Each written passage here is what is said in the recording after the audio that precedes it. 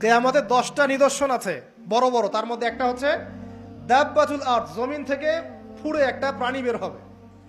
আর এখন মানুষ এগুলো বিশ্বাস করবে না আমি জানি, 2 দিন পর নাসা যখন বলবে তখন বিশ্বাস করবে। কথা কি বুঝতে পারছেন? তবে প্রাণী এই পৃথিবীর নিচে আছে। রাসূল সাল্লাল্লাহু আলাইহি ওয়াসাল্লাম বলছেন 10টা আলামত না আসা পর্যন্ত কিয়ামত হবেই না। তার মধ্যে একটা হচ্ছে দাব্বাতুল আরদ, জমিন থেকে একটা প্রাণী বের হবে। এবং এই প্রাণী শুধু বেরই হবে না, মানুষের সাথে কথাবার্তা বলবে।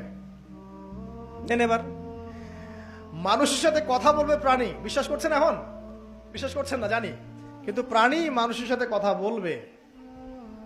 আল্লাহ পাক বলাতে পারেন না? পারেন।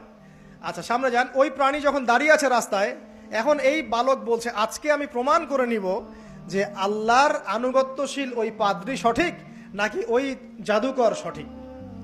এবার সে একটা ইট হাতে নিল, পাথর হাতে নিয়ে এসে বলছে, আল্লাহ তোমার কাছে যদি ওই জাদুকরের কাজের চাইতে এই পাদ্রীর কাজ বেশি পছন্দনীয় হয়, এই ইটের আঘাতে এই জন্তুকে তুমি মেরে ফেলো আল্লাহ।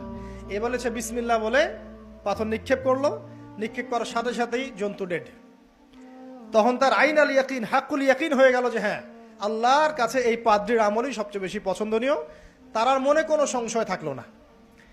কিশোর মানুষ না, কতটুকুই বা বোঝেন নাই?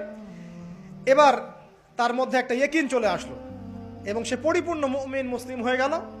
এবার যখন সে রাজ দরবারে যায়, তার কাছে পেশেন্ট আসে। মানে একজন মানুষ এসেছে, সে বলছে যে আমার চোখে সমস্যা। সে চোখে হাত দেয়, হাত দিয়ে বলে যে আপনি আল্লাহর প্রতি ঈমান নিয়ে আসেন, আমি আল্লাহর কাছে দোয়া করব, চোখ ভালো হয়ে যাবে। এভাবে পেশেন্ট আসে, সে বলে আল্লাহর প্রতি ঈমান নিয়ে আসেন, আমি দোয়া করব, ভালো হয়ে যাবে। এভাবে আস্তে আস্তে তার নাম এবং খ্যাতি ছড়িয়ে পড়তে লাগলো। যেই তার কাছে আসে সে বলে আগে মুসলিম হন, ইমানদার হন, আল্লাহর প্রতি বিশ্বাস করেন, আমি দোয়া করব, ভালো হয়ে যাবে।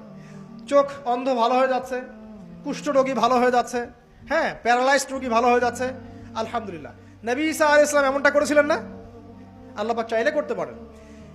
একদিন ওই রাজ দরবারের একজন মন্ত্রী আসছে। এবার ওই রাজার একজন এমপি সাহেব, তার চোখে সমস্যা, সে আসছে, এসে বলছে যে আমার এই চোখের সমস্যা, আমার চোখটাকে ভালো করার দরকার, তোমার কাছে কোনো ওষুধ আছে নাকি?